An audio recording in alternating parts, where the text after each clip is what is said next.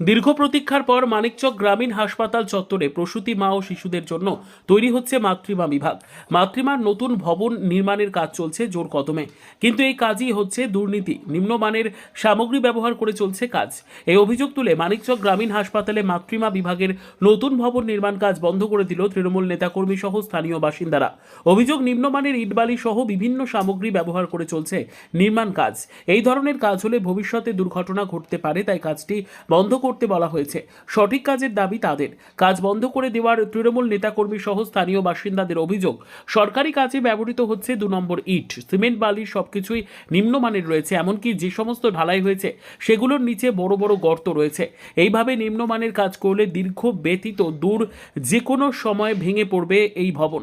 প্রসূতি মা ও শিশুদের জন্য মাতৃমা কাজ সঠিকভাবে করতে হবে, আর এই দাবি রেখেই তারা কাজ বন্ধ করে দিয়েছেন।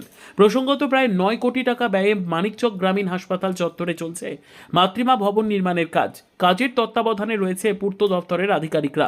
কাজ বন্ধ করে দেওয়া স্থানীয়দের অভিযোগ, এইভাবে কাজ করতে দেওয়া যাবে না। আমাদের বিধায়িকা সাবিত্রী মিত্র এই মাতৃমা গড়ে তোলার জন্য পদক্ষেপ নিয়েছিলেন, আর সেই মতোই কাজ চলছে। গোটা বিষয়ে তাকে জানিয়ে সঠিকভাবে কাজ করার দাবি রাখা হবে।